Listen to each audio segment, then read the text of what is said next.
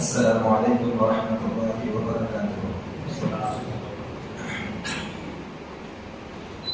ان الحمد لله نحمده ونستعينه ونستغفره ونعوذ بالله من شرور انفسنا ومن سيئات اعمالنا، من يهده الله فلا مضل له ومن يضلل فلا هادي له، واشهد ان لا اله الا الله وحده لا شريك له، واشهد ان محمدا عبده ورسوله، اما بعد، فقد قال الله سبحانه وتعالى: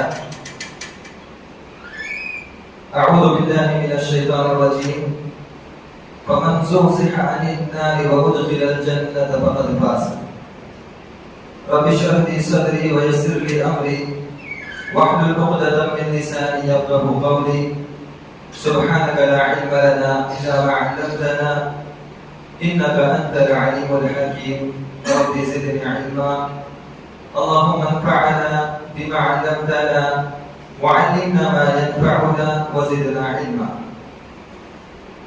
معزز حاضرین، سامعین، سامعات، سب سے پہلے ہم اللہ رب العالمین کی حمد و ثنا، اس کی بڑائی، کبریائی، باقی بیان کرتے ہیں۔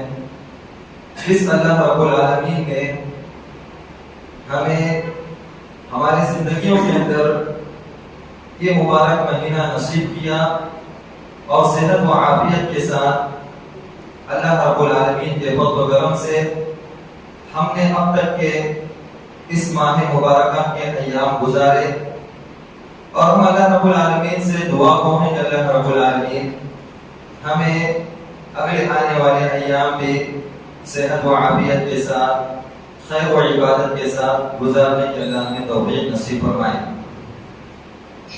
معزز حاضرین و حاضرات، ہم سب اس بات سے اچھی طرح واقف ہیں کہ رمضان المبارک سراپا رحمتوں، برکتوں، نعمتوں اور جہنم سے آزادی کا مہینہ ہے۔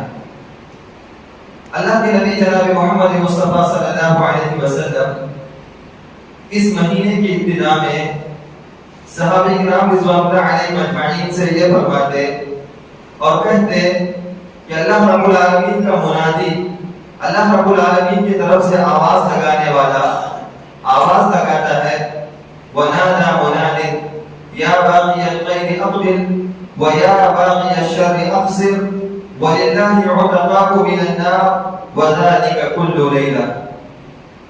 کہ اللہ رب العالمین کی جانب سے آواز لگانے والا یہ آواز لگاتا ہے کہ اے خیر کو طلب کرنے والے، اے اچھائی کو چاہنے والے، تو آگے بڑھ، تو آگے آ، اور جو برائی کرنے والے اور برائی میں ملوث اور مبتلا رہنے والے، اب تو اس برائی سے باز آ جا، اس برائی سے رک جا۔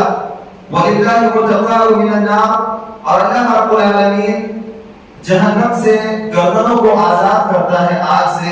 وَذَلِكَ كُلُّ لَيْلَةٍ، اور یہ ہر روز اللہ رب العالمین کی جانب سے ہوتا ہے۔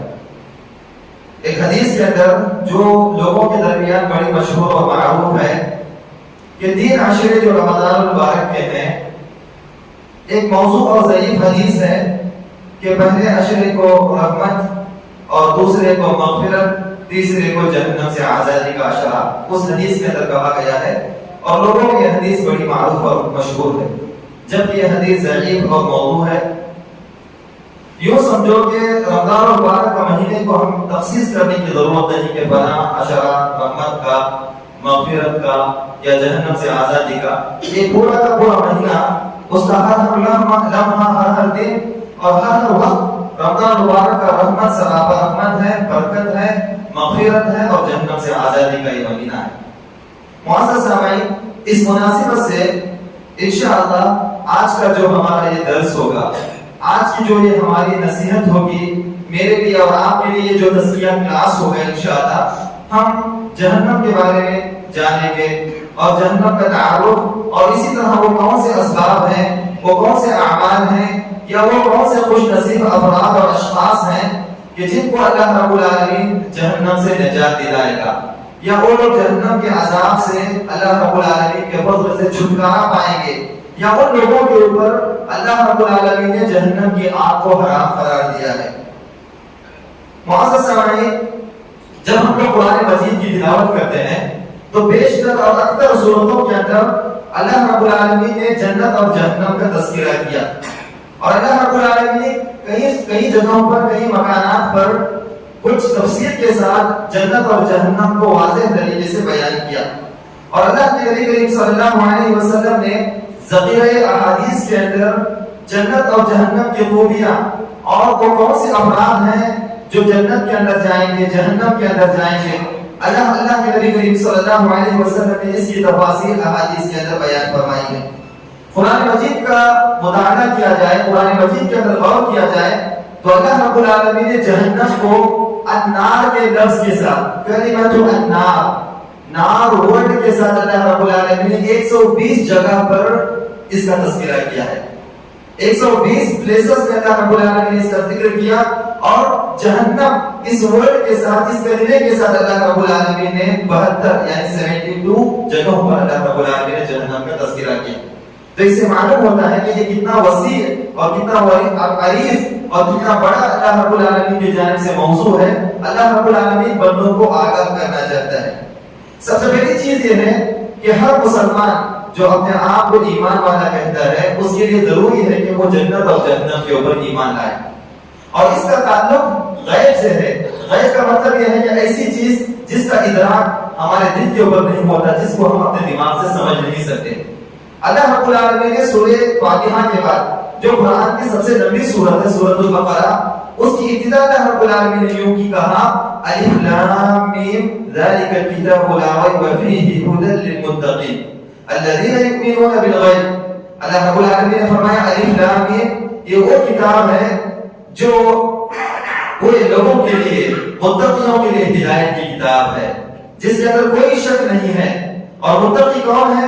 اللہ رب العالمین نے فرمایا الذین یؤمنون بالغیب، جو ایمان لاتے ہیں غیب کی چیزوں پر۔ غیب کا مطلب جس کو ہم نے دیکھا نہیں، جنت جہنم، اللہ رب العالمین، آخرت کے احوال، قبر کے بیانات، برزخ کی زندگی، اس کو ہم نے دیکھا نہیں۔ یہ غیب انسین چیزیں، یعنی ایسی چیزیں جس کا ادراک، جس کو ہم سمجھ بھی نہیں سکتے، جس کا خیال میں ہمارے ذہن و دماغ میں آ نہیں سکتا، تو اس پر ایمان یہ واجب ہے۔ اور آج ہم مسلمانوں کی سب سے بڑی کمزوری یہ ہے کہ ہمارا ایمان غیب پر نہیں ہے۔ اجر و ثواب پر ہمارا ایمان کم سے کم تر ہوتا جا رہا ہے۔ اگر یہ کہا جائے کہ اتنا کام کرنے سے تمہیں ایک اجر ملے گا، ثواب ملے گا، اتنا یقین نہیں ہوتا۔ اگر یہ کہا جائے کہ یہ کام کرنے سے تمہیں اتنا پیسہ ملے گا یا اتنی دولت ملے گی، تو ہم فوراً اس کام کو انجام دے دیتے ہیں۔ یعنی مادی چیزیں جو دکھنے میں ہیں، جو چھونے کی چیزیں ہیں، اس پر تو ہمارا ایمان بہت زیادہ ہے، لیکن جو اندیکھی چیزیں ہیں، جو غیب سے جس کا تعلق ہے، اس پر ہمارا ایمان نہیں۔ جبکہ یہ سب سے بڑا ایمان یہ ہے کہ ہم غیب کی چیزوں کے اوپر ایمان لائیں۔ تو جنت اور جہنم کا تعلق غیب سے ہے۔ اللہ رب العالمین نے فرمایا متقی بندے وہ ہیں جو الذین یؤمنون بالغیب، غیب کی چیزوں پر ایمان رکھتے ہیں۔ اللہ کے نبی کریم صلی اللہ علیہ وسلم نے ایک حدیث کے اندر ارشاد فرمایا، جس کو امام بخاری رحمہ اللہ نے اپنی صحیح کے اندر ذکر کیا، کہا کہ جو شخص من شہد ان لا الہ الا اللہ وحدہ لا شریک لہ وان محمدا عبدہ ورسولہ، جو شخص اس بات کی گواہی دے کہ اللہ کے علاوہ کوئی معبود برحق نہیں، کوئی معبود برحق نہیں، اس کے ساتھ کوئی شریک نہیں، اور اللہ کے رسول حضرت محمد صلی اللہ علیہ وسلم اللہ کے سچے بندے اور رسول ہیں، وَأَنَّ عِيسَىٰ عَبْدُ اللَّهِ وَرَسُولُهُ وَكَلِمَتُهُ أَلْقَاهَا إِلَىٰ مَرْيَمَ وَرُوحٌ مِّنْهُ، یعنی عیسیٰ علیہ السلام بھی اللہ کے بندے ہیں۔ وَالْجَنَّةُ حَقٌّ وَالنَّارُ حَقٌّ، جنت بھی حق ہے، یعنی جنت کی جو اللہ رب العالمین نے سچائی اور اس کی حقیقت بیان کی ہے، یہ سچائی ہے، اس کو وہ مانتا ہے، اس کی وہ گواہی دیتا ہے، اس کو وہ تسلیم کرتا ہے۔ وَالنَّارُ حَقٌّ، اور جہنم کی بھی وہ گواہی دیتا ہے کہ جہنم بھی سچ ہے۔ ادخلہ اللہ الجنۃ علی ما کان من العمل، اللہ کے نبی نے بخاری کی حدیث میں فرمایا کہ اس کا اگر اس کے عمل کے اندر کچھ تقصیر ہے، کچھ کوتاہی ہے، تو اللہ رب العالمین اس کو ضرور بھی ضرور جنت کے اندر داخل کرے گا، اس کے اوپر ایمان رکھنے کی وجہ سے۔ اور صحیح مسلم کے اندر اللہ کے نبی نے فرمایا من ای ابواب الجنت الثمانیہ شاء، اللہ رب العالمین اس کو جنت کے 8 دروازوں میں سے جس دروازے سے وہ داخل ہونا چاہے اللہ تعالیٰ داخل کر دے گا۔ تو جنت اور جہنم کے اوپر ایمان رکھنا یہ واجب ہے، اور اگر کسی کا ایمان جنت اور جہنم عذاب و ثواب کے اوپر تھوڑا بہت اس کے دل کے اندر شک ہے، شبہ ہے یا ڈاؤٹ ہے، تو پھر ایسا آدمی دائرہ اسلام سے خارج ہو جاتا ہے، ایسا آدمی مسلمان نہیں ہوتا۔ جہنم یہ نافرمان لوگوں، کافروں کا گڑھ ہے، جگہ ہے، جس کا ذکر سن کر ایک مسلمان کے رونگٹے کھڑے ہو جاتے ہیں، اس کی آنکھوں سے آنسو نکل جاتے ہیں۔ اس کا تذکرہ ایک سچے مسلمان کو بے چین اور بے قرار کر دیتا ہے۔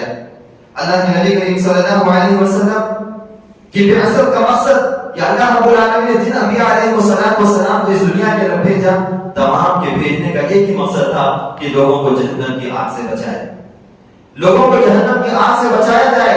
اور اللہ رب العالمین نے سورۃ آل عمران میں بھی یہی فرمایا کہ فَمَنْ زُحْزِحَ عَنِ النَّارِ وَأُدْخِلَ الْجَنَّةَ فَقَدْ فَازَ، کہ جو شخص جہنم کی آگ سے بچا لیا گیا اور جنت کے اندر داخل کر دیا گیا، وہ سب سے بڑا کامیاب ترین انسان ہے۔ آج ہم لوگ دنیا کے اندر بہت سارے لوگوں کو کامیاب ترین سمجھتے ہیں، وہ دنیاوی اینگل سے یا دنیاوی لحاظ سے ہو سکتا ہے، لیکن اخروی لحاظ سے وہ آپ کی سب سے زیادہ کامیاب ترین ہے، وہ آپ کی سب سے زیادہ کامیاب سمجھا جائے گا جس کو اللہ رب العالمین جہنم کی آگ سے بچائے اور جنت کے اندر داخلہ کر دیا جائے اس کا۔ اللہ کے نبی کریم صلی اللہ علیہ وسلم لوگوں کے بارے میں حد سے زیادہ فکر کرتے تھے کہ ان کو کیسے جہنم کی آگ سے بچایا جائے۔ یہاں تک اللہ کے نبی کریم صلی اللہ علیہ وسلم کبھی اتنا غمگین ہو جاتے، اتنا فکر میں آ جاتے، اللہ رب العالمین نے سورۃ الکہف کے اندر فرمایا فَلَعَلَّكَ بَاخِعٌ نَفْسَكَ عَلَىٰ آثَارِهِمْ إِن لَّمْ يُؤْمِنُوا بِهَٰذَا الْحَدِيثِ أَسَفًا۔ اللہ کے نبی کریم صلی اللہ علیہ وسلم ایسا لگتا ہے کہ آپ یہ لوگ کیوں ایمان نہیں لاتے، یہ فکر کر کے اپنے آپ کو کہیں ہلاک نہ کر دیں، اپنے آپ کو آپ ختم نہ کر دیں۔ اللہ کے نبی کریم صلی اللہ علیہ وسلم کے متعلق آتا ہے، صحیح بخاری کی حدیث ہے کہ آپ علیہ السلام نے مثال دی، کہا کہ میری مثال اور تمہاری مثال، اللہ رب العالمین نے جس چیز کے ساتھ مجھے مبعوث کیا ہے، بھیجا ہے، میری مثال اور آپ کی مثال ایسی ہے جیسے ایک جگہ آگ لگائی گئی اور اس کے اندر جو پتنگے ہیں، کیڑے مکوڑے ہیں، جب آگ روشن ہوتی ہے تو وہ سمجھتے ہیں کہ روشنی ہے، یہ روشنی ہے، یہ اجالے کا کام دے گی، حقیقت میں جو ہے وہ ان کی ہلاکت ہے۔ اس کے اندر وہ گر کر اپنے آپ کو جو ہے ہلاک کر دیتے ہیں، اپنے آپ کو ختم کر دیتے ہیں۔ اللہ کے نبی نے فرمایا میری اور تمہاری مثال ایسی ہے جیسے ان پتنگوں کی ہے کہ وہ لوگ آگ کے اندر داخل ہونا چاہتے ہیں اور میں چاہتا ہوں کہ اس آگ سے ان کو بچاؤں، یعنی جہنم کی آگ سے میں بچانا چاہتا ہوں۔ تو انبیاء علیہ السلام کو اللہ رب العالمین نے جس مقصد سے بھیجا، اس کا ایک اہم ترین مقصد یہ تھا کہ لوگوں کو جہنم کی آگ سے بچایا جائے۔ اللہ کے نبی کریم صلی اللہ علیہ وسلم جنہوں نے جنت اور جہنم کا مشاہدہ کیا تھا، دیکھا تھا شب معراج کے اندر، معراج کی رات کے اندر جب اللہ رب العالمین نے اسراء اور معراج کا یہ واقعہ پیش آیا، اللہ کے نبی کریم صلی اللہ علیہ وسلم نے جنت کو دیکھا، جہنم کو دیکھا۔ جو شخص اپنی آنکھوں سے کسی منظر کو دیکھتا ہے، کسی حال کو دیکھتا ہے، اس کو زیادہ فیل ہوتا ہے، اس کو زیادہ احساس ہوتا ہے، اس کو زیادہ ڈر ہوتا ہے۔ اس لیے اللہ کے نبی کریم صلی اللہ علیہ وسلم اللہ رب العالمین سے سب سے زیادہ ڈرنے والے تھے۔ اللہ کا تقوی اللہ کے نبی کریم صلی اللہ علیہ وسلم کے اندر سب سے زیادہ تھا۔ اسی لیے اللہ کے نبی کریم صلی اللہ علیہ وسلم نے ان 3 شخصوں سے جو اللہ کے نبی کی عبادت کو پوچھنے کے لیے آئے تھے، اللہ کے نبی نے کہا تھا کہ واللہ، اللہ کی قسم، میں تم میں سب سے زیادہ اللہ رب العالمین سے ڈرنے والا اور اللہ رب العالمین کا تقوی اختیار کرنے والا ہوں۔ اللہ کے نبی کریم صلی اللہ علیہ وسلم جب صحابہ کرام رضوان اللہ علیہم اجمعین سے فرمایا، کہا کہ واللہ، اللہ کی قسم، لو تعلمون ما اعلم لضحكتم قليلا ولبكيتم كثيرا۔ اللہ کی قسم، جو میں جانتا ہوں اگر کو تم جان دو، جنت، جہنم، قبر اور برزخ، ان تمام زندگیوں کے سلسلے میں جو میں جانتا ہوں وہ تم جانو، تو اللہ کے نبی نے فرمایا لضحكتم قليلا، تم ہنسو گے کم، ولبكيتم كثيرا، اور روؤ گے زیادہ۔ اور اللہ کے نبی نے فرمایا اور حدیث کے اندر کہ اگر اللہ رب العالمین دکھلا دے عذاب قبر کو، لوگ مردوں کو دفنانا چھوڑ دیں، اور اسی طرح لوگ جنگلوں میں بھاگ کے چلے جائیں، اپنے گھر کو، اپنے بیوی بچوں کو چھوڑ کر لوگ جنگلوں میں چلے جائیں، جنگلوں کا رخ کریں. اسی لیے اللہ رب العالمین نے سورۃ اللیل کے اندر فرمایا فَأَنذَرْتُكُمْ نَارًا تَلَظَّىٰ، میں تمہیں بھڑکتی ہوئی آگ سے ڈراتا ہوں. یہ آگ بڑی خطرناک ہے. اس آگ سے بچنے کی ہمیں کوشش کرنی چاہیے. دنیا کی فتنوں سے، دنیا کی تکلیفوں سے، دنیا کی آزمائشوں سے، دنیا کی چھوٹی موٹے رنج و غم سے ہم بچنے کے لیے کتنا احتیاط کرتے ہیں، کتنا دوڑ دھوپ کرتے ہیں.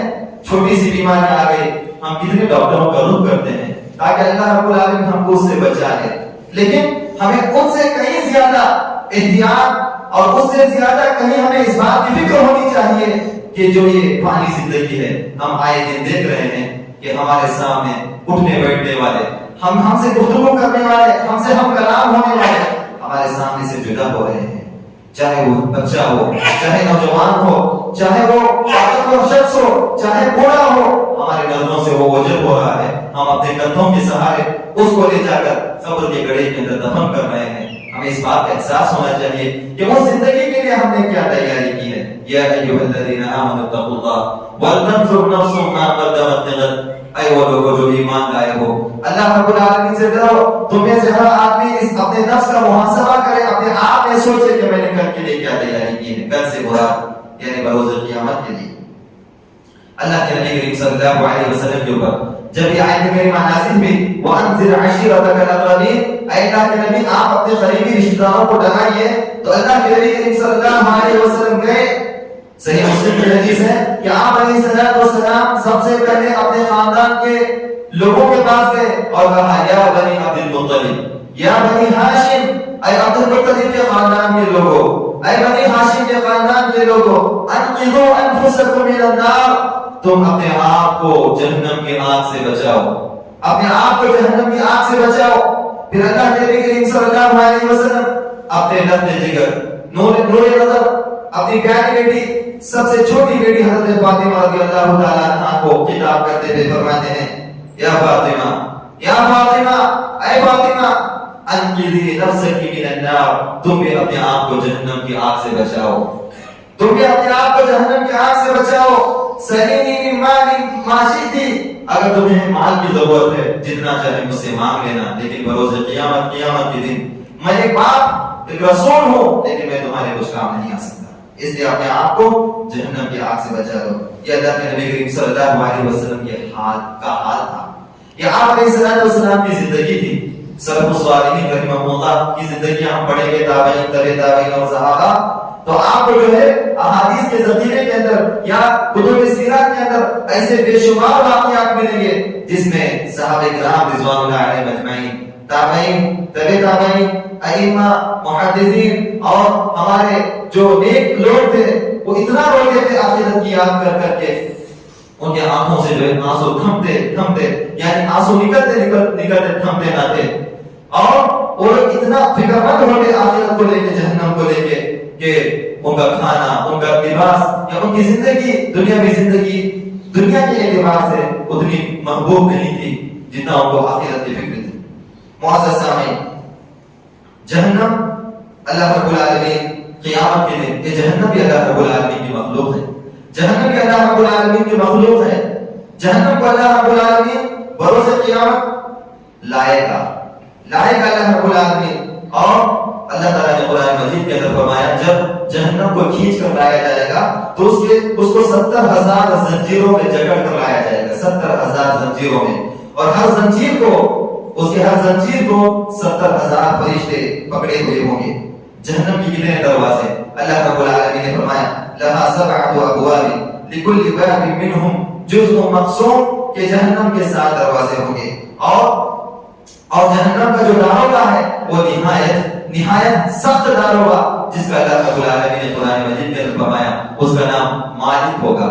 جو داروغہ ہے اس کا نام مالک ہوگا. اس کو خازن کہا گیا، خزنتی یعنی خازن کہا گیا، داروغہ کہا گیا، جس کا نگران ہوگا مالک، جس کے اندر رحم نام کی کوئی چیز نہ ہوگی. لوگ اس سے ترسے کے تڑپے کے کہیں گے یا مالک، اے مالک ہم پر تھوڑا رحم کرو، ہمارے اوپر ایک قطرہ پانی کو ڈال دو.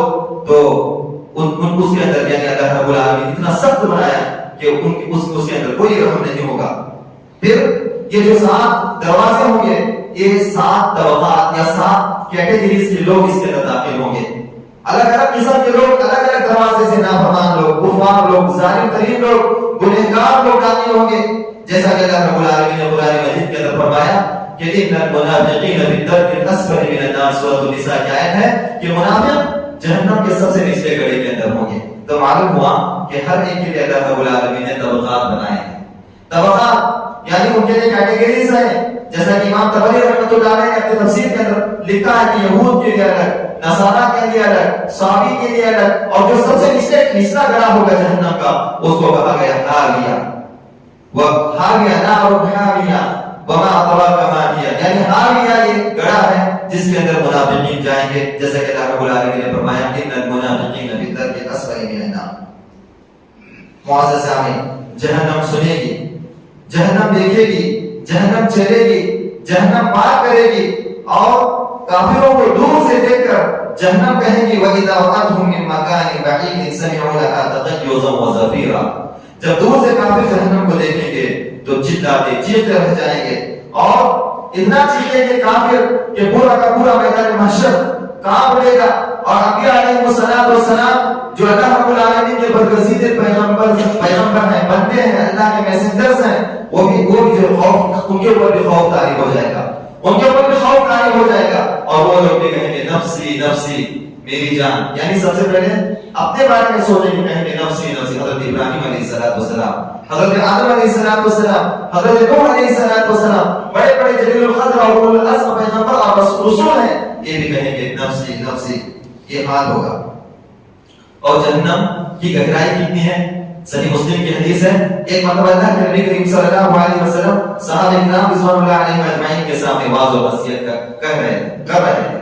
اچانک اللہ کے نبی کریم صلی اللہ علیہ وسلم کو کوئی چٹان یا کوئی پتھر کے گرنے کی آواز سنائی تھی، اور یہ معجزہ تھا اللہ کے نبی صلی اللہ علیہ وسلم کے ساتھ. اللہ کے نبی نے فرمایا لوگوں سے، آپ علیہ السلام نے پوچھا کہ کیا تم نے کسی چیز کے گرنے کی آواز سنی؟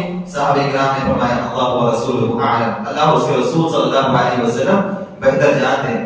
اللہ کے نبی کریم صلی اللہ علیہ وسلم نے فرمایا کہ ایک پتھر تھا، ایک چٹان تھا جو جہنم کے اندر 70 سال پہلے ڈالا گیا تھا، آج وہ اس کی تہ کو پہنچا ہے، آج وہ اس کی ڈیپ کو پہنچا ہے، اس کے نچلے حصے کو پہنچا ہے. تو معلوم ہوا کہ جہنم کی گہرائی کا عالم کیا ہے، جہنم کی آگ کی جو شدت ہوگی. اللہ کے نبی کریم صلی اللہ علیہ وسلم نے فرمایا جو دنیا میں ہم لوگ آگ جلاتے ہیں اس سے یعنی 70واں حصہ دنیا کی آگ کا ہے، یعنی 69 اگر حصوں کو جوڑ دیا جائے تو جہنم کی آگ دنیا کی آگ کے مقابلے اتنا زیادہ اس کی آگ کی تپش اور اس کی حرارت اور اس کی گرمی ہوگی کہ اللہ کے نبی صلی اللہ علیہ وسلم کی احادیث سے پتہ چلتا ہے.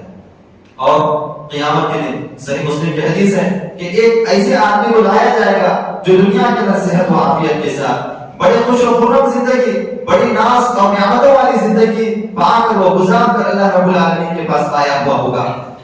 ایک مرتبہ اس شخص کو جہنم میں چند لمحے کے لیے ڈالا جائے گا، نکالا جائے گا اور کہا جائے گا کہ کیا تجھے کبھی دنیا کے اندر یعنی کبھی تو نے جو نعمتوں کو پایا ہے، سکون اور اطمینان کو پایا ہے؟ وہ کہے گا کہ مجھے کبھی سکون اور اطمینان ملا ہی نہیں.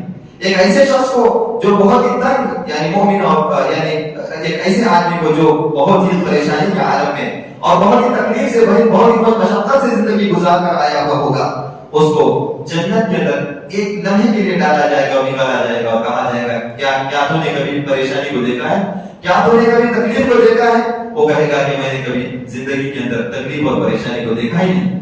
یہ جنت کا عالم ہے، یہ جہنم کا عالم ہے. معزز سامعین، سب سے ہلکا عذاب جن کو ہوگا وہ اللہ کے نبی کریم صلی اللہ علیہ وسلم کے چچا جن کا انتقال حالت کفر کے اندر ہوا، حالت شرک کے اندر ہوا، ان کو ہوگا.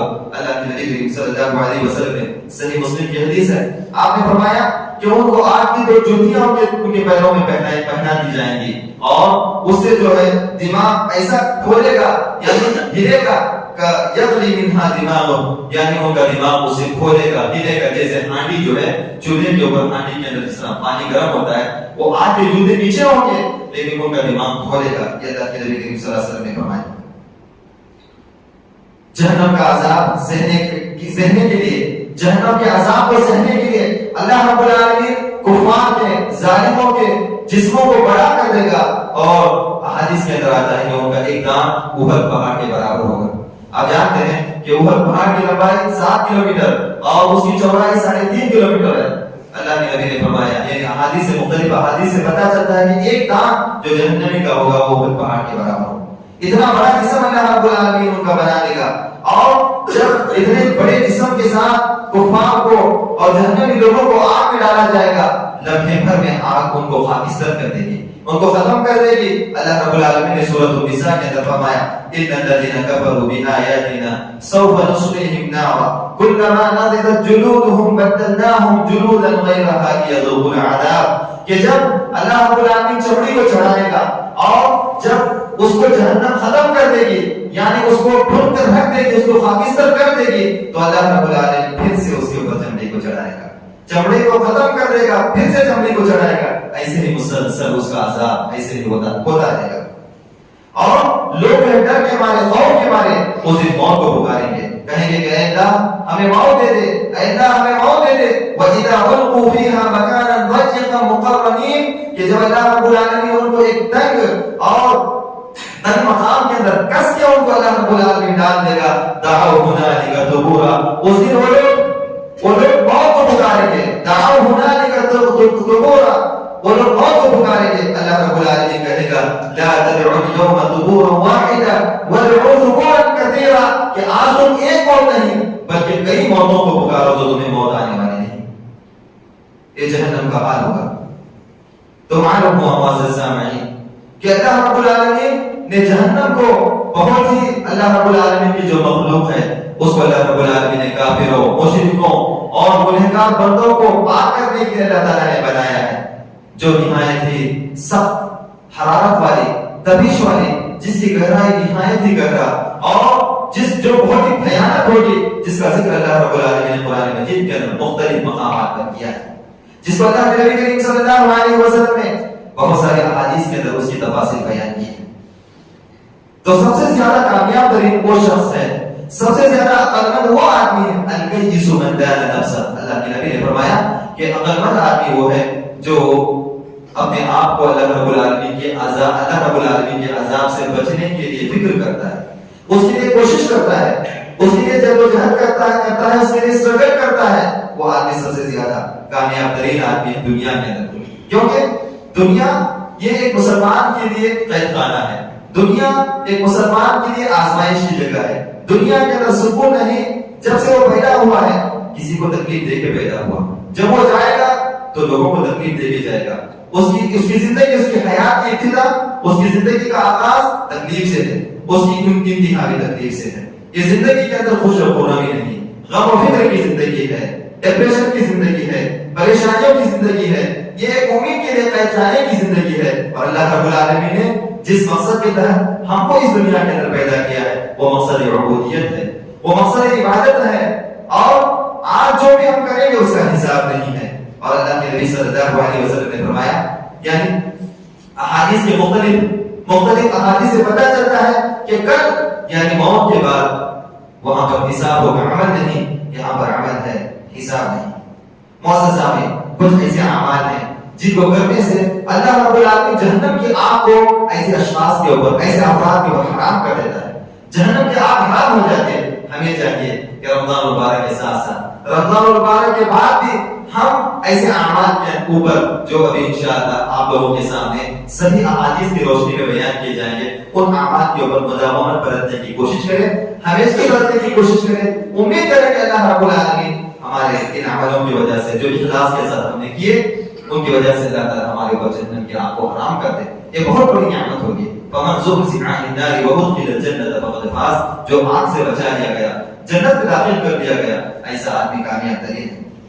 تو کچھ ایسے اعمال آپ لوگوں کے سامنے سنائے جائیں گے یا پیش کیے جائیں گے جن اعمال کی بدولت اللہ رب العالمین جہنم کی آگ کو یا جہنم کو ایسے افراد کے اوپر، ایسے اشخاص کے اوپر حرام کر دیتا ہے. سب سے پہلی چیز توحید.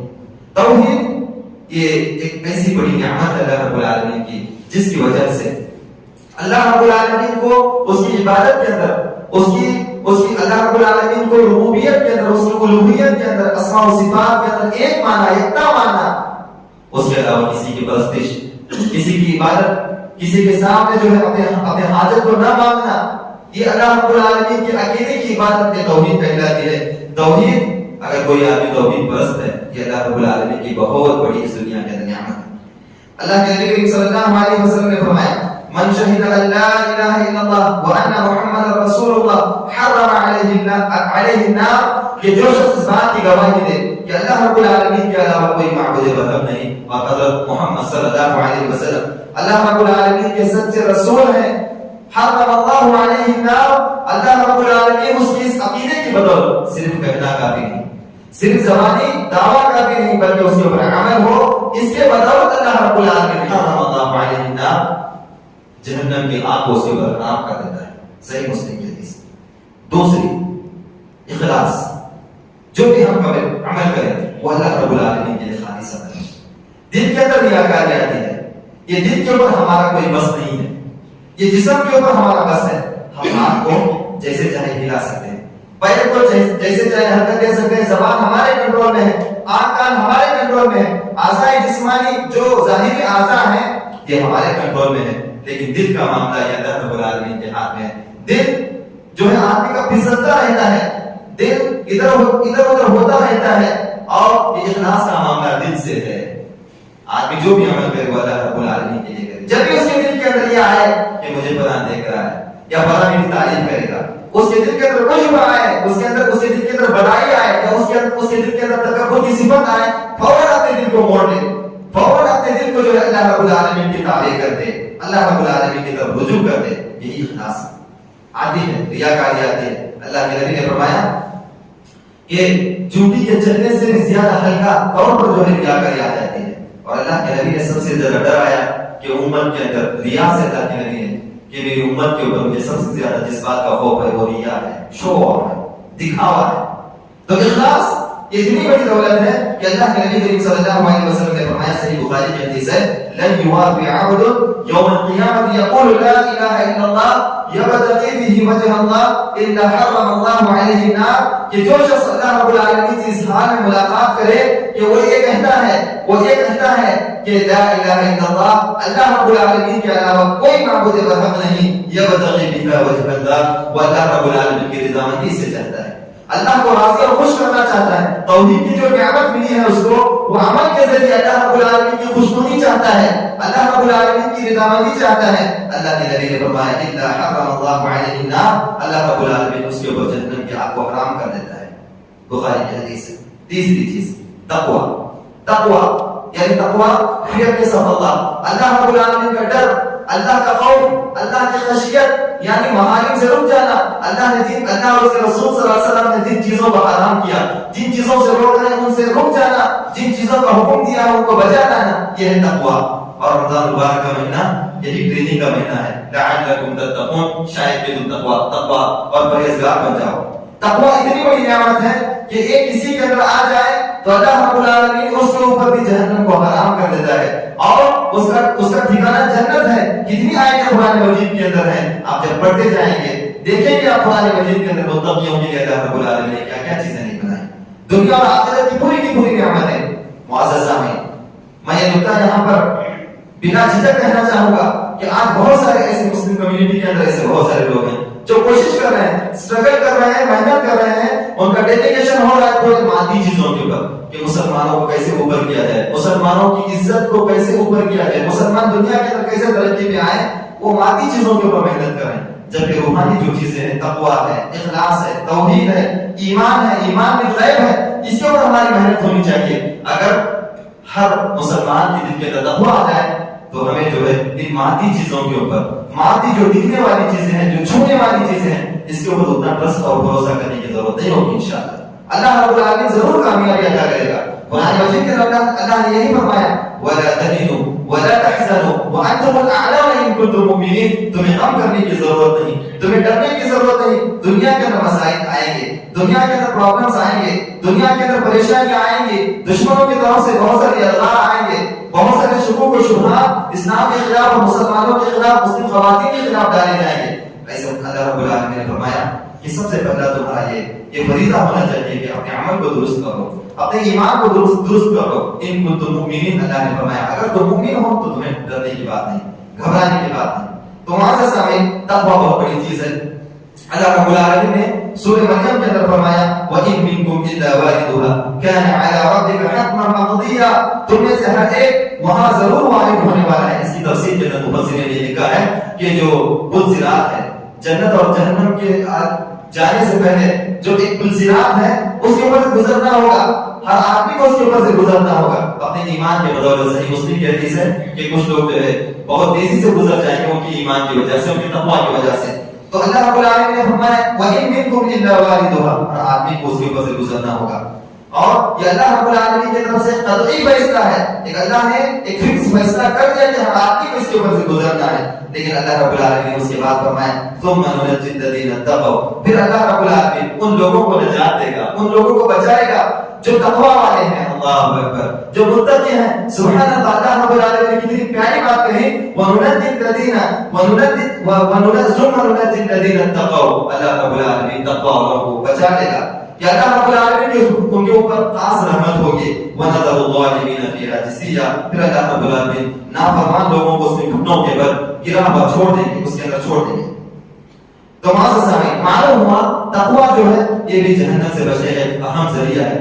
حضرت ابو ہریرہ رضی اللہ تعالیٰ عنہ ارشاد فرماتے ہیں کہ اللہ کے نبی کریم صلی اللہ علیہ وسلم سے یہ سوال کیا گیا کہ اکثر ما يدخل الجنہ، اکثر ما يدخل الجنہ يدخل الناس الجنہ، کہ سب سے زیادہ لوگ کس لحاظ سے جنت میں جائیں گے، وہ کون سی کوالٹیز ہوں گی جس کی بدولت، جس کے بیس پہ لوگ جنت کے اندر زیادہ داخل ہوں گے.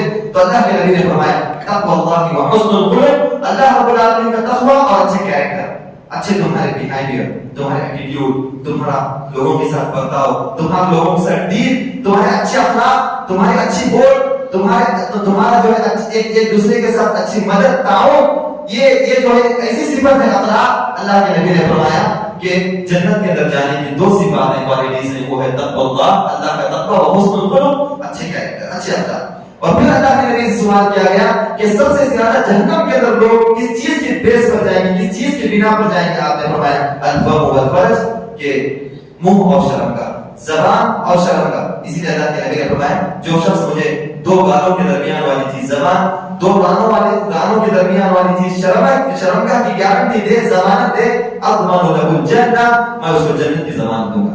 یہ بہت اہم چیز ہے. تو معلوم ہوا نمبر تیسری چیز تقویٰ.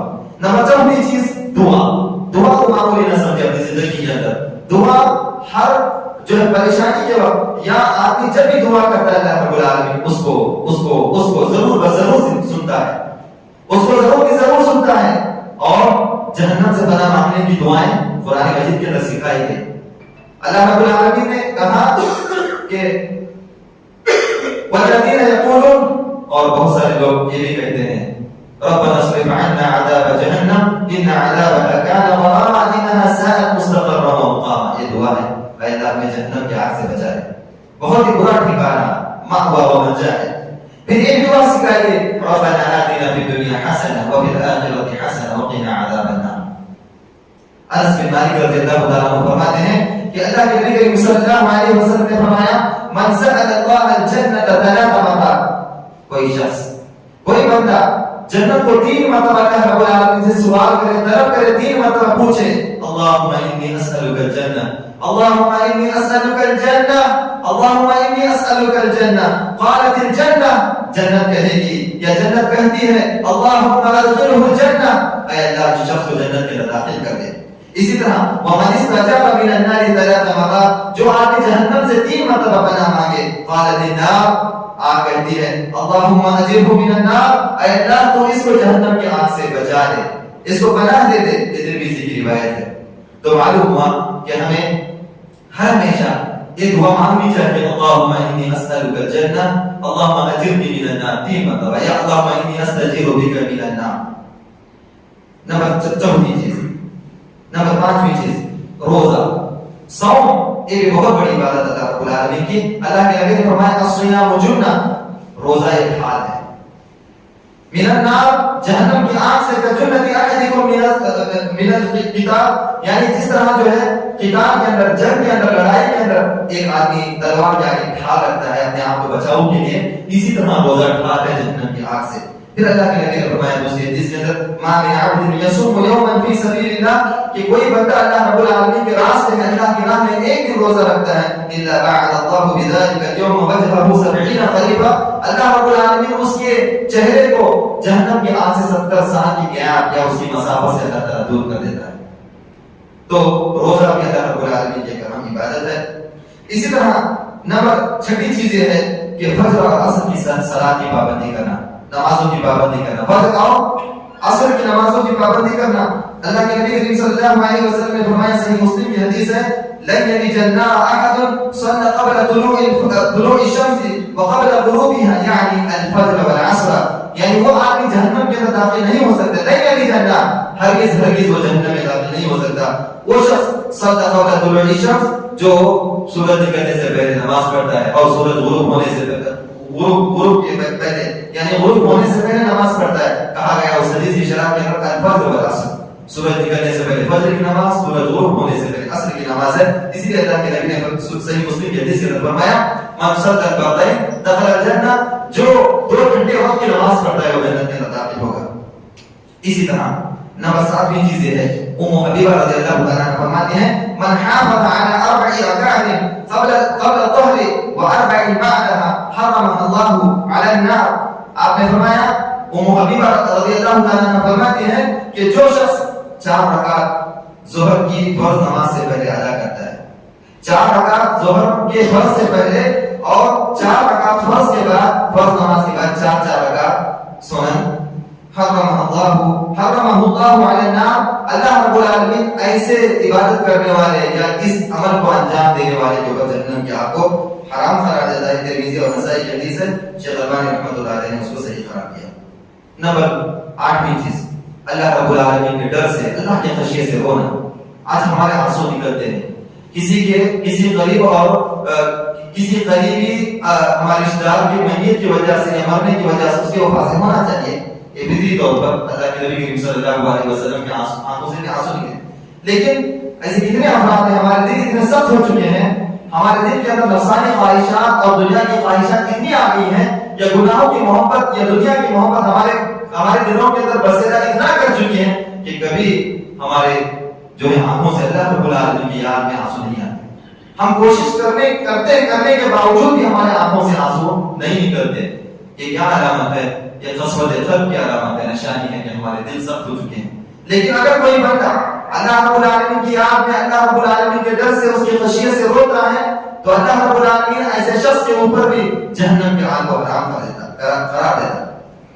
اللہ کے نبی صلی اللہ علیہ وسلم نے فرمایا، لا يلج النار رجل بكى من خشية الله حتى يعود اللبن في ضرعه، کہ ایسا آدمی جہنم کی آگ میں داخل نہیں ہو سکتا، وہ جہنم کی آگ میں نہیں جائے گا جو اللہ رب العالمین کی خشیت سے، اللہ کے خوف سے، اللہ کے ڈر سے یا اللہ رب العالمین کے عذاب کے خوف سے وہ روتا ہے۔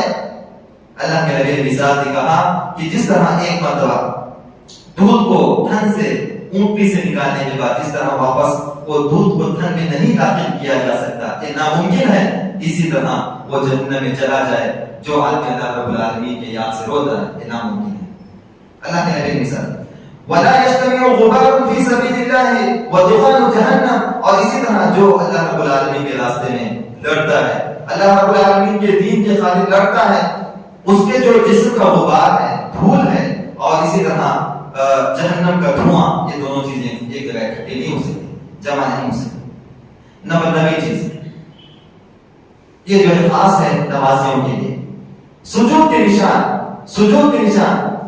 جس کے جو جسم کے اوپر سجدوں کے نشان ہیں۔ آپ جانتے ہیں کہ سجدہ 8 یعنی 7 اعضاء کے اوپر کیا جاتا ہے، پیشانی اور ناک، 2 ہاتھ، 2 جو گھٹنے اور پیر کی انگلیاں، اور اس کو جو ایک میں شامل کیا گیا۔ تو آثار سجود کی وجہ سے، سجدوں کے آثار کی وجہ سے جو نشان پڑتے ہیں، یہ بھی اللہ رب العالمین کی بڑی نعمت ہے۔ بہت سارے لوگ کوشش کرتے ہیں لیکن نہیں پڑھتے، اور جن کے اوپر پڑھتے ہیں اللہ رب العالمین کا ان کے اوپر خاص فضل ہے۔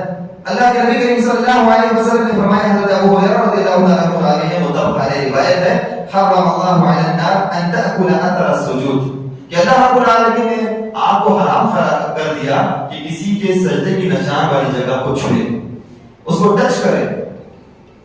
چھو نہیں سکتی آنکھ جن کے جو ہے اعضاء کے اوپر، جن کے پارٹس آف باڈی، ان کے جسم کے اعضاء کے اوپر سجدوں کے نشان۔ اسی طرح نمبر 10ویں چیز بیٹیوں کی پرورش اور ان کے بارے میں جو بھی تکلیف آئے اس کو سہنا، سنبھالنا، صبر کرنا، یہ بھی خوش نصیبی ہے۔ بہت سارے لوگ بیٹا پیدا ہوتا ہے تو بڑے خوش، بیٹی ہوتی ہے، یہ بہت سارے ایسے کلچرز ہیں، یہ ہمارے ثقافت اور جو ہم جس ملک میں رہتے ہیں ان کے کلچرز، ان کی ثقافت ہمارے اندر آ چکی ہیں۔ انہوں نے بیٹی کو مقبول سمجھا تو ہم نے بھی سمجھا۔ کتنے ایسے عقیدے ہیں جو غیر مسلموں کے ہمارے دلوں کے اندر وہ جذب ہو چکے ہیں۔ معزز سامعین، کہنا یہ چاہ رہا تھا کہ بیٹیوں کی پرورش، بیٹی اللہ رب العالمین کی نعمت ہے، اللہ کی رحمت ہے، اور بیٹیوں کی پرورش پر اللہ رب العالمین ان کی تربیت پر جنت کی ضمانت دی ہے۔ بیٹوں کی تربیت پر کئی احادیث میں آپ کو نہیں ملتا۔ ہاں دونوں بھی اللہ رب العالمین کی نعمت ہیں، لیکن بیٹیوں کی تربیت، اللہ کے نبی صلی اللہ علیہ وسلم، یہ صحیح بخاری کی بڑی پیاری حدیث ہے، متفق علیہ، صحیح بخاری اور صحیح مسلم کے اندر ہے کہ ایک مسکینہ خاتون، ایک غریب مسکینہ فقیرہ خاتون اللہ کے نبی کریم صلی اللہ علیہ وسلم کے گھر پر تشریف لاتی ہے، اور آپ علیہ السلام کی زندگی دیکھیے۔ آپ کی سیرت طیبہ کو جب ہم پڑھیں گے تو آپ علیہ السلام کے پاس جو کچھ بھی رہتا اسی دن آپ علیہ السلام ختم کر دیتے۔ ایک مرتبہ نماز پڑھا رہے تھے، اچانک یاد آیا کہ سونے کا کچھ حصہ اللہ کے نبی صلی اللہ علیہ وسلم کے گھر میں، آپ علیہ السلام سلام پھیرنے کے بعد سیدھا اپنے گھر میں چلے گئے۔ صحابہ کرام نے کہا کہ آپ حس سے مانگو، آپ جو ذکر و اذکار کی پابندی کرتے ہیں، آج آپ جو ہے اچانک نکل گئے، کیا وجہ ہے؟ آپ علیہ السلام نے فرمایا کہ میرے گھر کے اندر کچھ سونے کا حصہ تھا، میں نے سوچا کہ ایک نبی اور ان کے گھر کے اندر سونا، میں نے اس کو صدقہ کر دیا، میں نے اس کو اللہ رب العالمین کے راستے میں خرچ کر دیا۔ اور جب یہ اللہ کے نبی صلی اللہ علیہ وسلم کی سیرت کے مطابق آتا ہے کہ آپ علیہ السلام نے جب کوئی بھی کسی چیز کو طلب کیا، جب کسی نے اپنی محتاجی کو ظاہر کیا تو اللہ کے نبی نہیں کہا۔ عربی کے اندر کہتے ہیں لا، ما قال لا قط، اللہ کے نبی نے کبھی بھی نہیں، یہ ورڈ اللہ کے نبی صلی اللہ علیہ وسلم کی زبان سے نہیں نکلا، جو بھی ہوتا تھا اللہ کے نبی دے دیتے، اتنا دیتے کہ لوگ کہتے کہ یہ کہیں محمد فقیر نہ ہو جائے، یعنی فقر سے ڈرتے رہے کہ اللہ کے نبی صلی اللہ علیہ وسلم۔ تو آپ علیہ السلام کے گھر میں ایک مسکینہ خاتون آئی، اس کے ساتھ 2 بیٹیاں تھیں، 2 بچیاں تھیں۔ حضرت عائشہ رضی اللہ تعالیٰ عنہا گھر میں تھی، آ کر اس مسکینہ خاتون نے طلب کیا کہ کوئی چیز ہو تو دے دو۔ حضرت عائشہ فرماتی ہے اللہ کے نبی کے گھر میں کیا ہوتا، ان کے گھر میں کون سی مال و دولت کے انبار تھے کہ اللہ کے نبی صلی اللہ علیہ وسلم کے گھر میں ہو اور دیا جائے۔ دیکھا، تلاش کیا، سوائے کھجور کے کچھ نہ پایا۔ حضرت عائشہ صدیقہ رضی اللہ تعالیٰ عنہا نے اس کھجور کو اٹھا کر اس مسکینہ خاتون کو، اس غریب خاتون کو دے دیا۔ تو اس غریب خاتون نے، دیکھیے ماں کی محبت، آج بہت سارے ہمارے بچے ماں کی قدر نہیں جانتے۔ یہ ماں وہ اتنی بڑی نعمت ہے، باپ بھی نعمت ہے، لیکن ماں اتنی بڑی دولت ہے کہ جس نے جو ہے آپ کو کھلایا پلایا، جو تنگیوں سے، تکلیفوں سے، مشقتوں سے اپنے آپ کو صبر کر کے تم کو پالا پوسا بڑھا کے، اس کی قدر کیجیے۔ تو حضرت جو مسکینہ خاتون تھی، اس نے اس کھجور کو جو ہے 2 حصوں میں تقسیم کر دیا، اس کو آدھا کیا اور ایک بیٹی کو اور ایک بیٹی کو تقسیم کر دیا۔ حضرت عائشہ رضی اللہ تعالیٰ عنہا نے اس واقعے کو دیکھا، اس جو ہے درد انگیز، اس غم انگیز واقعے کو دیکھا، اس کو جو ہے اللہ کے نبی کریم صلی اللہ علیہ وسلم کے سامنے بیان کیا کہ اللہ کے نبی ایسا واقعہ آج ایسا واقعہ پیش آیا۔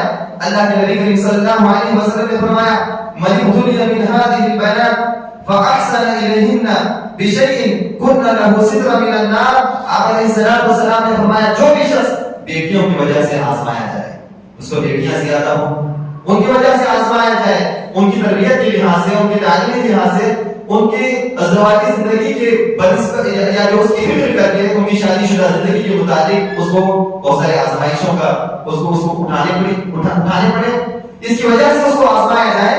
اللہ کے نبی نے فرمایا پھر بھی وہ اللہ رب العالمین کے اوپر امید کر کے ان بیٹیوں کے ساتھ اچھا سلوک کرتا ہے، ان کے ساتھ اچھا ویوہار کرتا ہے، ان کے ساتھ اچھا برتاؤ کرتا ہے، ان کی اچھی تربیت کرتا ہے، ان کی اچھی تعلیم دیتا ہے، ان کو اچھے گھر کو رشتہ کر کے دیتا ہے۔ تو آپ علیہ السلام نے فرمایا کل لہو ستر من النار، وہ کل قیامت کے دن جہنم سے پردہ ہو جائیں گے، آر ہو جائیں گے۔ ایسا باپ جہنم میں نہیں جا سکتا جس کی بیٹیوں کی تربیت اس نے اچھی کی ہو۔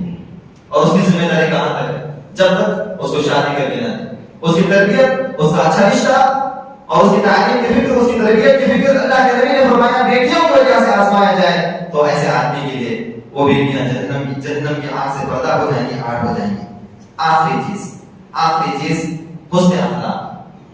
حسن اخلاق، اچھے اخلاق. آج ہم لوگ دیکھتے ہیں کہ تھوڑی بہت دولت آ گئی، گھمنڈی آ گئی، تکبر آ گیا، چھوٹے لوگوں کے ساتھ ان کا جو برتاؤ ہے یا ان کے بات کرنے کا انداز ہے یا یوں کہہ لیجیے ان کے باڈی لینگویج بات کرنے کا یہ طریقہ صحیح نہیں ہوتا. اچھے اخلاق اللہ کے نبی صلی اللہ علیہ وسلم اس امت کے سب سے اس دنیا کے سب سے بہترین آدمی. کیا اخلاق تھے اللہ کے نبی صلی اللہ علیہ وسلم کے، کیا اخلاق تھے.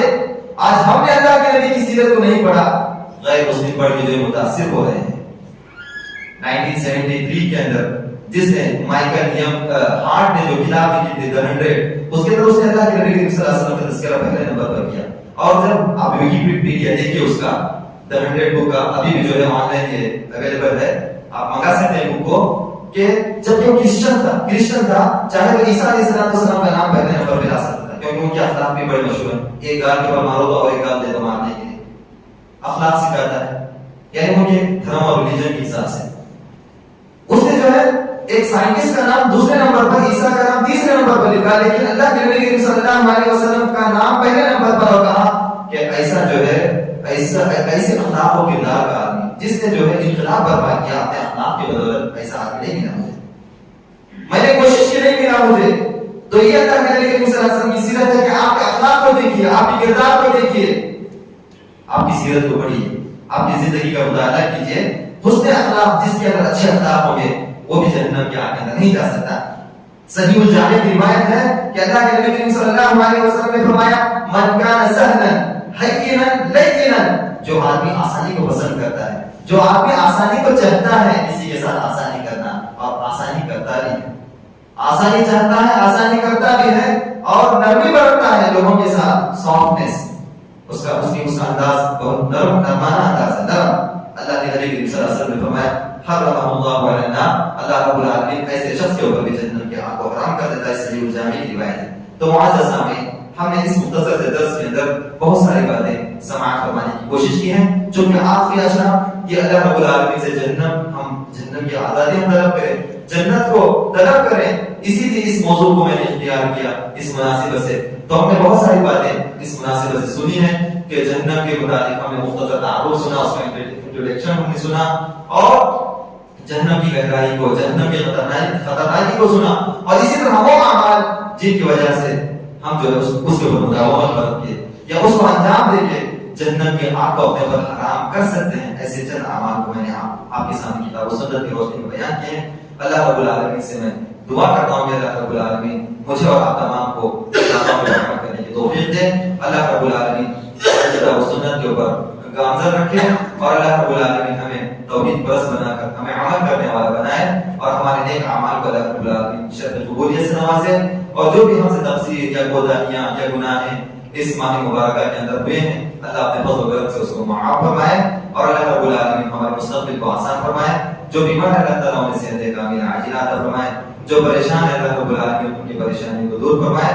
اللہ تعالیٰ پوری امت اسلامیہ کی، پورے عالم اسلام میں پوری امت اسلامیہ کی، پورے مسلمان مرد و خواتین کی اللہ تعالیٰ حفاظت فرمائے، اور اللہ تعالیٰ اسلام کی حفاظت فرمائے.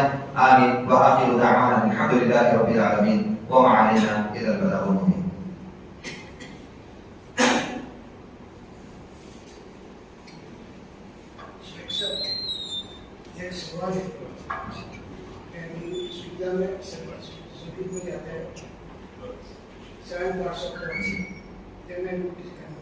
جو چیئر میں بیٹھ کے نماز پڑھتے ہیں ان کا اس میں کیا ہوگا؟ دیکھیے، اسلام بہت ہی آسان مذہب ہے، اور اسلام انسان کے نیچر کے مطابق. سوال کو دہرا رہا ہوں کہ میں نے کہا کہ اللہ کے نبی صلی اللہ علیہ وسلم نے فرمایا کہ جس کے یعنی سجدے کی وجہ سے جس کے پارٹس آف باڈی یا جو اعضاء جسمانی ہے وہ جو ہے وہ تو کر سکتا ہے سجدہ، اس کو ہو سکتا ہے نشانی پڑھنے ہو سکتا ہے، لیکن جو چیئر پہ بیٹھے نماز پڑھتے ہیں ان کا کیا حال ہے؟ تو جواب یہ ہے کہ اسلام ایک آسان مذہب ہے، اور سب سے بڑی اسلام کی خوبی ہے کہ وہ اسلام انسان کی فطرت کے مطابق اللہ تعالیٰ نے رکھا ہے. इंसान की फितरत, इंसान के नेचर के मुताबिक हमारी शरीयत है। तो अल्लाह ने ये नहीं कहा कि कोई अगर जो है मजबूर है, कोई आदमी कमजोर है या कोई आदमी जो है उसकी कुदरत नहीं कर सकता तो अल्लाह रब्बुल आलमीन उसको जबरदस्ती नहीं किया। इन्नमल अमाल बिन्नियात, उसकी मजबूरी है। अल्लाह के नबी करीम सल्लल्लाहु अलैहि वसल्लम जब तबूक के लिए जा रहे थे, गज़वा तबूक के लिए, कुछ ऐसे माज़ूर अफराद को भी मदीने के अंदर छोड़ के आए अल्लाह के नबी जो जंग को नहीं आ सकते थे। लेकिन जब भी एक वादी अल्लाह के नबी क्रॉस करते, सही बुखारी के हदीस है, आप अलैहिस्सलातु वस्सलाम फरमाते हैं सहाबा किराम से जो लोग उनके साथ प्रेजेंट थे, मौजूद थे, उनको बोलते कि वो भी हमारे साथ हैं। एक वादी क्रॉस नहीं करते, कहते कि वो भी हमारे साथ हैं। सहाबा किराम ने पूछा, अल्लाह के नबी करीम सल्लल्लाहु अलैहि वसल्लम, हम तो बड़ी मुश्किल उठाकर, क्योंकि तबूक का जो वाकया है वो बड़ी गर्मी के वक्त में था, लोगों के पैरों में जो है जूते नहीं थे, बड़ी तकलीफ उठाकर जा रहे थे। अल्लाह के नबी, हम इतना तकलीफ उठाकर जा रहे हैं, आप कह रहे हो लोग अपने घरों के अंदर वो भी हमारे साथ हैं, वो भी हमारे साथ अजर और सवाब में शामिल हैं, क्या वजह है? अल्लाह के नबी सल्लल्लाहु अलैहि वसल्लम ने फरमाया, हबसहुमुल उज़्र, ये हदीस के अल्फाज हैं आखिरी, कि उनको उज़्र में रोक रखा है, मजबूरी ने उनको वहां पर रोक रखा है। अगर मजबूरी ना होती तो वो भी हमारे साथ होते। तो इसीलिए इंशाअल्लाह अगर कोई आदमी मजबूर है, वो सजदा नहीं कर सकता। थोड़े लोगों को जो है पैर का प्रॉब्लम होता है, जैसा कि इसके बारे में अहले इल्म ने कहा कि जिनको जो है पैर के अंदर कोई तकलीफ ना हो, वो बैठ सकते हैं जमीन पर बैठकर वो नमाज पढ़े, बेहतर है। लोग कुछ भी कहें, बहुत सारे लोग नाने देते हैं कि जमीन पर बैठ के नमाज पढ़ा, कुर्सी पे क्यों नहीं बैठा। तो थोड़े लोगों को हकीकत में जो कुर्सी पर बैठने की नौबत होती है, वो लोग कुर्सी पर बैठकर नमाज पढ़ें, तो अल्लाह रब्बुल आलमीन इंशाअल्लाह आपकी नियतों के मुताबिक अजर और सवाब देगा, क्योंकि अल्लाह रब्बुल आलमीन ज़ालिका फज़लुल्लाह, अल्लाह का फज़ल बड़ा है, युतीही मन यशा, जिसको चाहता है अल्लाह देता है। वही अपना, क्योंकि मजबूरी के लिए वक्त जो है सब चीजों का जवाब है शरीयत की। एतिकाफ के ताल्लुक से एक बात मैं ये बताना चाहता था कि आमतौर पे लोग एतिकाफ में बैठते हैं, लेकिन एतिकाफ के आदाब का ख्याल नहीं करते। 10 दिन के लिए हम आए हैं तो आप घर छोड़ के आए, यहाँ पर आए। अल्लाह के नबी सल्लल्लाहु अलैहि वसल्लम 10 दिन का करते थे, 10 रातें यहाँ पर रहते थे, 10 दिन रहते थे, कितना एहतिमाम करते थे। तो आमतौर पे जो है मेरा जो मुशाहदा है वो इस लिहाज से मैं तजुर्बे की बात कर रहा हूँ कि शुरू में तो जोश में आ जाते हैं, लेकिन एक दिन में बैटरी डाउन हो जाती है। उसके बाद जो है टाइम पास कैसे निकालना, वहां बैठे उससे बात किए। अब देखते हैं कोई नमाज में कोई आया है उनका दोस्त, आके उनसे बात करना और बाहर तक जाके उनको अलविदा करके आना। आप कोई सफर कर रहे हैं, बाहर जाके आप उसको टाटा बाय बाय करके आ रहे हैं, ये जो नहीं होना चाहिए। अल्लाह के नबी करीम सल्लल्लाहु अलैहि वसल्लम ने सख्त शुरूत एतिकाफ के बयान फरमाए हैं कि आदमी जो है अगर घर का कोई आदमी मर भी जाए तो मय्यत में नहीं जा सकता, हो जनाजा के अंदर शामिल नहीं हो सकता, और बाहर जो है बिला जरूरत निकलना ही नहीं चाहिए। और आदमी जब एतिकाफ की नियत कर ले तो इसका मतलब है कि उसका और अल्लाह का ताल्लुक हो गया। हमने ऐसे लोगों को भी देखा अपनी जिंदगी के अंदर कि कुछ इलाकों के अंदर एतिकाफ में इतना बेहतरीन वो लोग इंतजाम करते हैं कि भाई आता है, आकर जो है टिफिन करता है तो वो उधर देखते भी नहीं, और घर वालों को जो 10 दिन के बाद ही जाके उनसे बातचीत होती है। तो एतिकाफ के जो है जो ये सब शुरूत हैं, और ऐसा करने से अगर बार बार ऐसा करे आदमी तो फिर एतिकाफ जो है उसका बातिल हो जाता है, एतिकाफ खत्म हो जाता है। बच्चे की वो समझे हाँ मोबाइल, ये तो मैं कह रहा हूँ कि वैसे भी मोबाइल जो है आम दिनों में भी हमारे बच्चों के लिए, हमारे नौजवानों के लिए खतरा जान है, हमारे ईमान के लिए खतरा, ईमान भी हमारा है, खतरा जान भी है। तो जब एतिकाफ की हालत में आओ तो ये तमाम चीजें बिल्कुल छोड़ना चाहिए, इसको लाना जायज ही नहीं है, चाहे आपका इंटेंशन अच्छा हो, आपकी नीयत अच्छी होगी मत। और बहुत सारे लोग कुरान के जो मोबाइल में पढ़ते हैं, नहीं पढ़ना चाहिए, नुस्खे में पढ़ना चाहिए। कुरान जो आपके पास नुस्खे की शक्ल में उसमें पढ़ना चाहिए, यही अजर सवाब आपको मिलेगा। वरना जो है बाज में आइजा और लोगों को भी वो मोबाइल पकड़ के कुरान, क्योंकि कुरान नहीं है, मोबाइल है, वैसे टॉयलेट में भी हम लोग उसको लेके जाते हैं, वॉशरूम में भी लेके जाते हैं। तो ये तो एक अलग चीज हुई एडिशनल। लेकिन जो एतिकाफ के लिए जो लोग आए हैं बिल्कुल उसका ये ना करें। अगर मैं ये कहूँ कि हदीस के रूह से कि जो ममनूआत में अल्लाह के नबी सल्लल्लाहु अलैहि वसल्लम जिन चीजों को गिनाया है, अगर आज के लिहाज से मैं उसमें जो मोबाइल को भी गिनाऊं तो कोई बेजा नहीं। ममनूआत वो जमाने मोबाइल नहीं था, लेकिन हम लोग हदीस की रोशनी में मोबाइल को भी इसमें ऐड करते हैं कि जो चीजें एतिकाफ को बातिल करने वाले हैं या एतिकाफ के जो है रूह को निकालने वाले, उसके सोल को खत्म करने वाले हैं, तो मोबाइल में तो मेहरबानी करके अगर कोई यहाँ पर नौजवान बच्चे या बड़े बैठे हैं तो मोबाइल को मेहरबानी करके कर दें। और बात माशाअल्लाह हमारे मुसल्ली हज़रात 5 मतलब आते हैं, कोई चीज की जरूरत है तो आप बता सकते हैं उनको कि मुझे जो गर्म पानी की जरूरत है, मुझे टॉवल की जरूरत है, मुझे साबुन की जरूरत है, यही चीजें जरूरत होती है उसको एतिकाफ करने वाले को। उसके अलावा क्या जरूरत, दुनिया से तो कट के यहाँ पर आया तो मेरा इन चीजों का एहतिमाम करें। वरना जो है इससे बेहतर है कि फिर एतिकाफ कोई ना बैठा जाए, کیونکہ اگر اس کا جو غلط جو ہے لوگوں کے سامنے آپ تصویر پیش کر رہے ہیں تو پھر بہتر ہے. میں یہ نہیں کہتا کہ تو پھر اس سے جو ہے ثواب جو ہے اس کی قلت آ سکتی ہے. ٹھیک ہے نا. مسلم آگے جو ہے ڈسپلن کو برقرار رکھنے کی کوشش کریں. جزاک اللہ.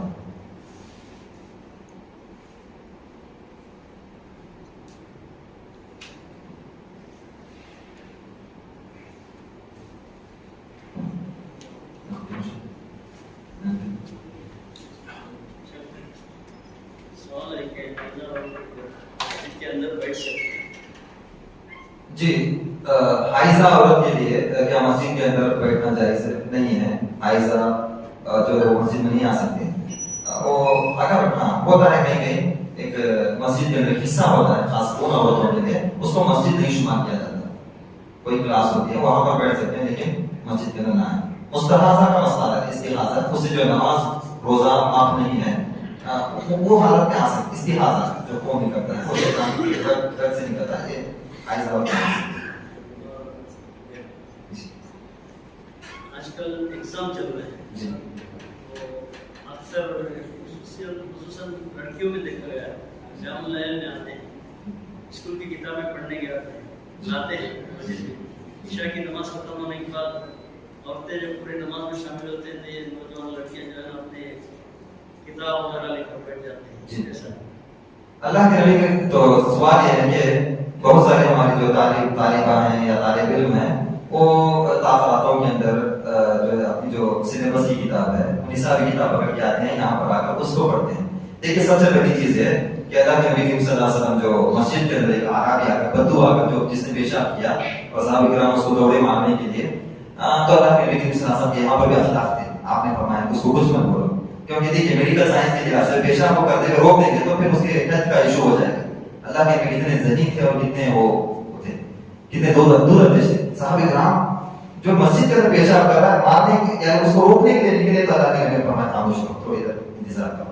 جب وہ مکمل کر دیا اللہ کے نبی نے اس کو بلا کر سمجھایا کہ دیکھو ان هذه مساجد, یہ جو مسجدیں ہیں یہاں پر ایک گندگی یا گندی چیزیں نہیں ڈالی جاتی, یا گندی چیزیں نہیں, یہاں پر یہ چیزیں نہیں ہیں.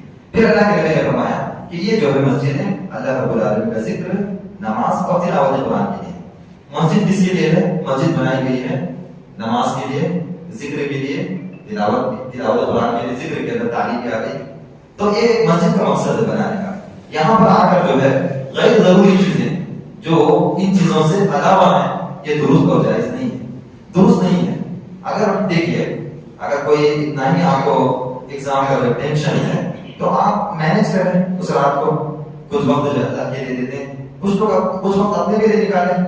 بہت سارے بچے بھی ہم سے سوال کرتے ہیں اسٹوڈنٹ سے, ہم چاہتے تھے کہ پوری کی پوری رات اللہ کی عبادت کریں لیکن دوسرے دن صبح 9-10 بجے سے جا کے 2-3 بجے تک ایگزام کیا کریں. ہم نے یہی کہا ان سے جواب دیا کہ فاتقوا اللہ ما استطعتم, جتنی تمہاری طاقت ہے اللہ سے ڈرو, اس کے بعد کا معاملہ تمہارا ہے. جتنی تمہاری طاقت ہے, اگر تم چاہ سکتے ہو تو جاؤ, اگر تم ایگزام لکھ سکتے ہو مینج کرو, لیکن مسجد کا جو اللہ رب العالمین کی شریعت کے اندر جو اصول یا اس کے جو ضوابط یا اس کے جو رولز بتائے گئے ہیں یا جو ہے مسجد کے آداب بتائے گئے ہیں, مسجد کے آداب کو بریک نہ کیا جائے, یا دوسری جو نمازی ہیں یا دوسرے جو عبادت کرنے والے ان کے درمیان خلل نہ ڈالا جائے.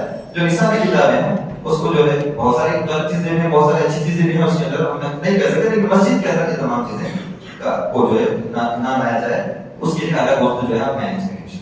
جزاک اللہ.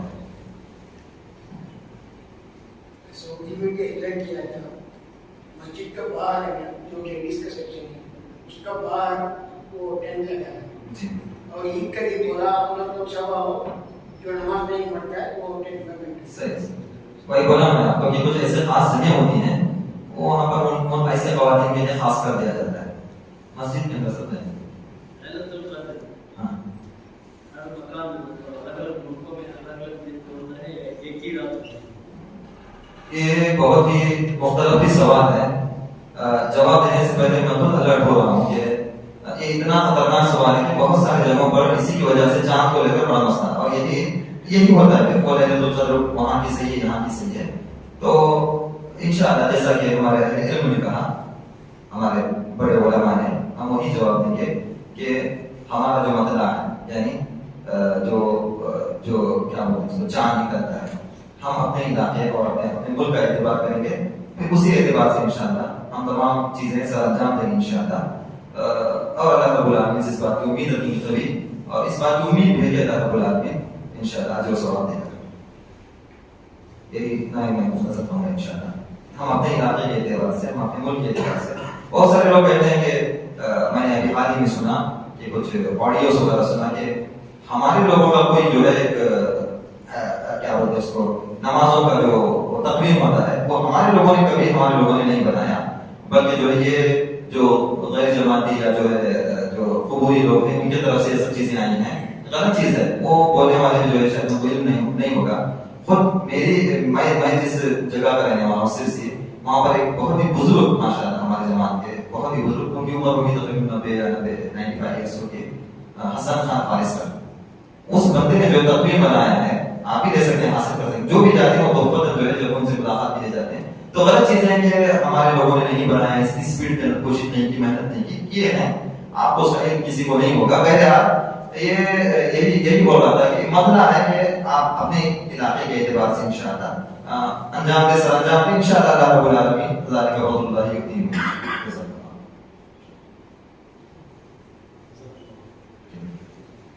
اس سلسلے میں تفاصیل کافی ہیں, آپ رویت اقرار کے سلسلے میں کتابیں ہیں یا جو احادیث ہیں ان کو اکٹھا کر کے جو طالب علم ہے انشاءاللہ وہ پڑھ سکتا ہے, اس کے بارے میں تحقیق کر سکتا ہے کہ اللہ کے نبی صلی اللہ علیہ وسلم چند ملکوں سے آئے, ان کا عادت تھا, ان کا عادت تھا. تو اب جو ہے ٹیکنالوجی آ گئی, لوگ کہتے ہیں ٹیکنالوجی کی بدولت ایسا کریں گے ویسا کریں گے, اس کے اندر بھی کافی جو ہے شکوک و شبہات ہیں, ڈاؤٹس ہیں. اس لیے وہ تمام چیزوں سے بچ کر انشاءاللہ ہم اپنے ملک کے اعتبار سے اپنے علاقے کا اعتبار کرتے ہیں انشاءاللہ ان تمام چیزوں کو سر انجام دیں گے. اور پھر دل کے اندر عشت نہیں ہونا چاہیے کہ ہم جو کر رہے ہیں وہ صحیح ہے کہ نہیں ہے, یا ہم جو لیلۃ القدر کے اندر جا رہے ہیں یہ ہم کو ملے گی نہیں ملے گی, یہ سب چیزیں نہیں ہونا چاہیے. بالکل شرع صدر کے ساتھ انشاءاللہ آپ کی عبادت کرنا چاہیے. اللہ رب العالمین ہم سب کو اس کی توفیق دے, آمین. وجزاکم اللہ خیرا. اسی بات پر ختم کر دیں انشاءاللہ. سبحانک اللہم وبحمدک, اشہد ان لا الہ الا انت, استغفرک واتوب الیک. اللہ رب العالمین ہم تمام کی یہاں بیٹھنے کو, آنے کو, سننے کو قبول فرمائے. جزاکم اللہ.